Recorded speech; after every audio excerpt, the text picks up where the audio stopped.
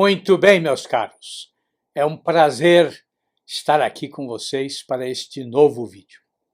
E hoje nós vamos conversar a respeito deste livrinho aqui que me impressionou muito, A Arte de Ler, do Émile Faguet. Se você tem dúvidas a respeito de como deve ler, se você quer saber como é que você pode aprimorar a sua leitura, se você fizer parte daquele grupo que acha que não sabe ler, né? E também daquele grupinho que acha que o analfabetismo funcional é o seu destino na Terra. Bom, este livrinho, de apenas 120 páginas, vai iluminar o seu caminho. Tá? Bom, e como eu sempre faço, vou deixar o link aqui na descrição do vídeo, porque o livro está com 30% de desconto na minha livraria. E falando em desconto, não esqueçam que segunda-feira agora começa uma super promoção na minha livraria, com descontos excelentes. Né? Mas, como eu já prometi, segunda-feira, no final da tarde, eu volto aqui para mostrar para vocês, né, algumas novidades da livraria e falar também dos melhores descontos. Hoje nós vamos falar deste livro, né, do Émile Faguet, que viveu na passagem do século XIX para o século XX.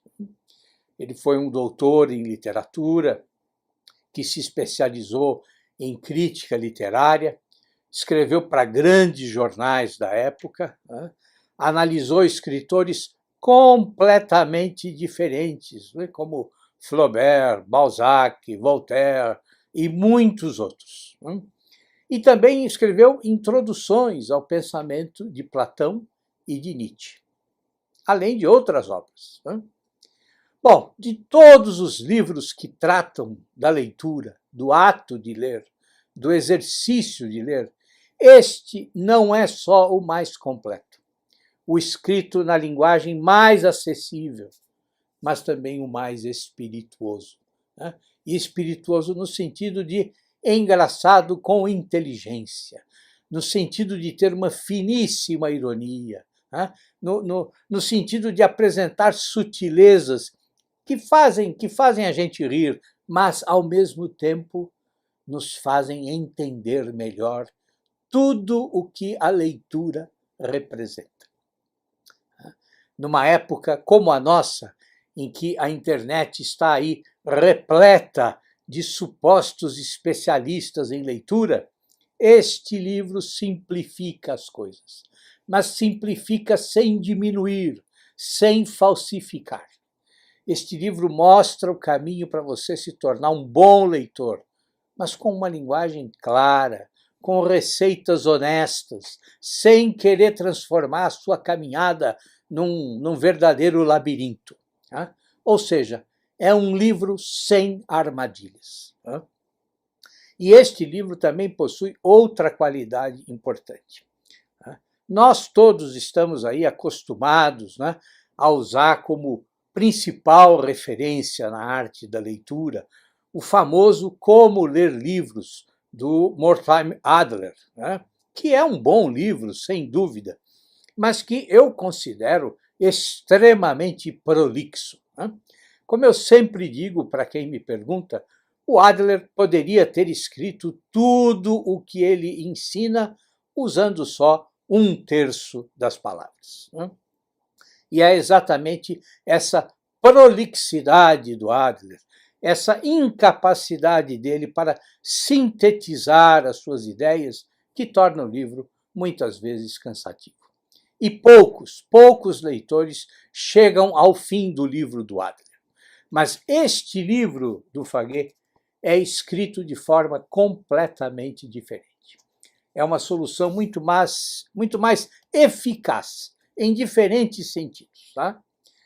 O Faguet diz logo no prefácio que este é um livro para quem deseja ler por prazer. Né? E ele, de fato, faz isso. Ele ensina o caminho do prazer da leitura, mas não só.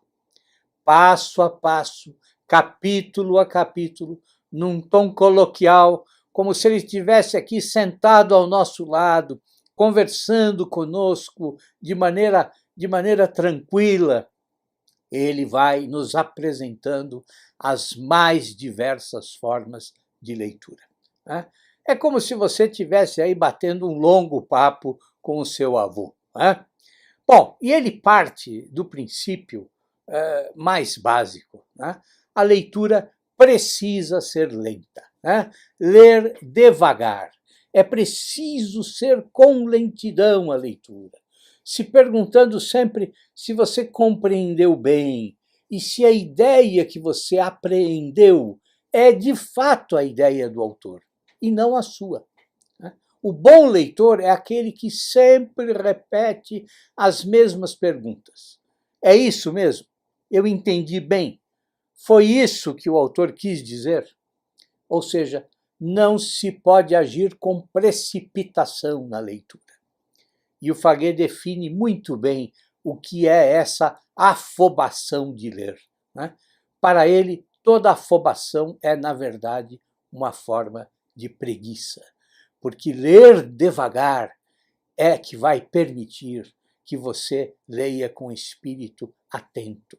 Atento e desconfiado das suas primeiras impressões, porque as primeiras impressões, bom, elas são sempre as mais superficiais.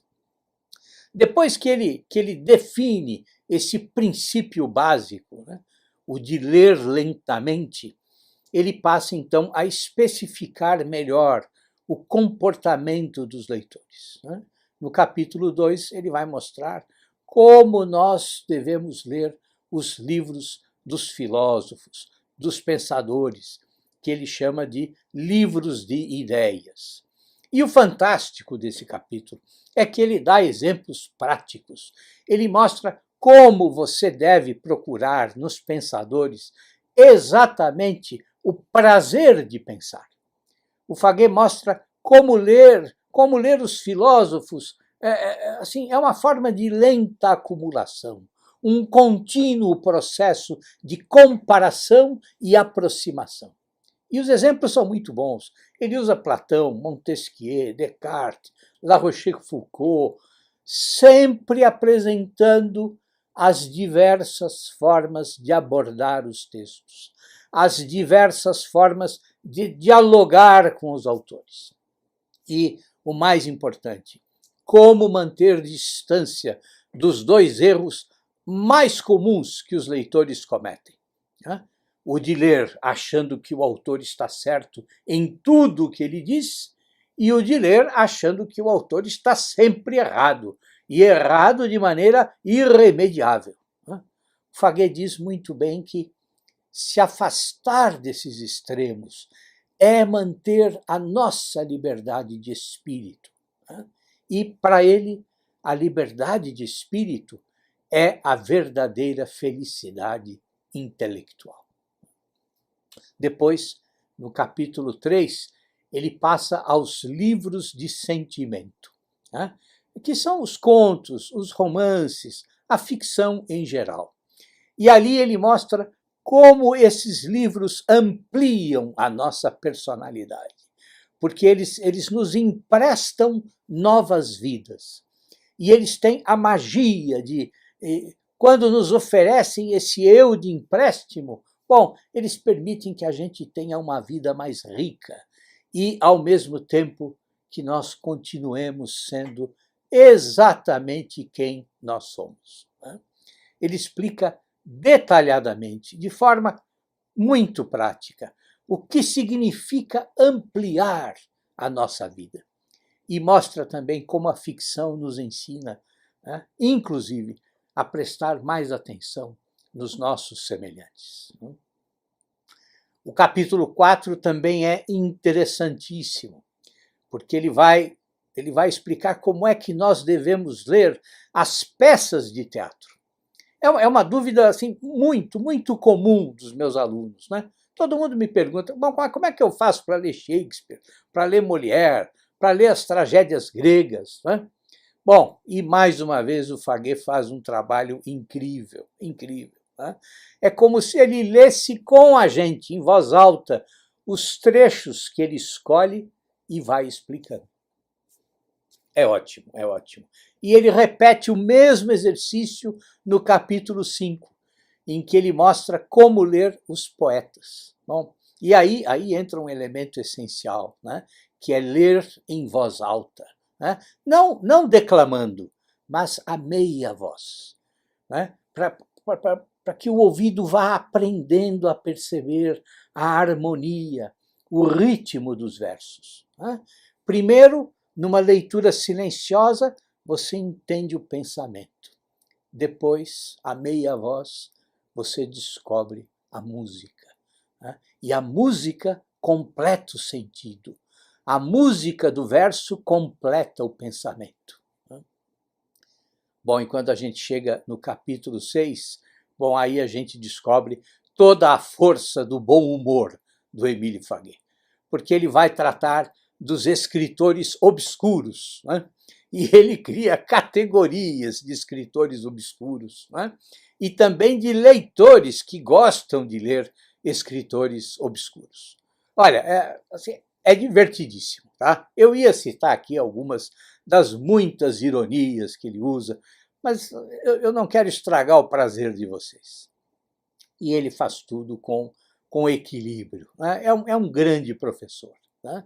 E nos mostra também como, às vezes, alguns autores obscuros podem inclusive, nos ajudar. Né? O capítulo 7 é dedicado aos maus autores. Né? Bom, e aí, graças a Deus, é o capítulo mais curto do livro. Né? Bom, e quando você pensa que o Faguet já esgotou todos os temas relacionados à leitura, ele ainda oferece mais lições. Né? No capítulo 8, ele explica quais são os inimigos da leitura, né? E como nós podemos evitar esses inimigos. Né? Mas a breve lista de inimigos da leitura é surpreendente, porque ela foge a todos os lugares comuns. Né?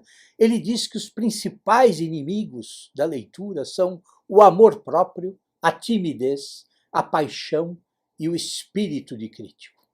E dá exemplos divertidíssimos de cada um deles. Tá? Gostei muito também do capítulo 9, em que ele fala sobre como ler os críticos. Né? E olha, vou ser sincero com vocês, concordei com todas as observações que ele faz, principalmente com um ensinamento fundamental. Nunca ler o crítico antes de ler a obra criticada. Né? E gostei também da maneira como ele diferencia o crítico do historiador da literatura e como o leitor deve se relacionar com cada um. Né? O último capítulo é dedicado à releitura. Né? Por quê? Por que nós devemos reler? E em que casos devemos reler? Movidos por qual interesse? E ele diz que, no fundo, reler é uma forma de olhar para nós mesmos. Comparar o eu daquela primeira leitura com o novo homem que agora relê. Né? E, claro, crescer. Né? Crescer com essa nova experiência. Olha, eu só vou reafirmar uma coisa. Não deixem de ler este livro. Né? Ele vai tornar vocês leitores maduros, leitores experientes, e vai fazer isso sem cansar, sem pedantismo, sem excessos de erudição. Ah, é isso, meus caros. Tenham um ótimo final de semana. E não esqueçam, segunda-feira estou de volta aqui, tá certo? Tudo de bom para vocês.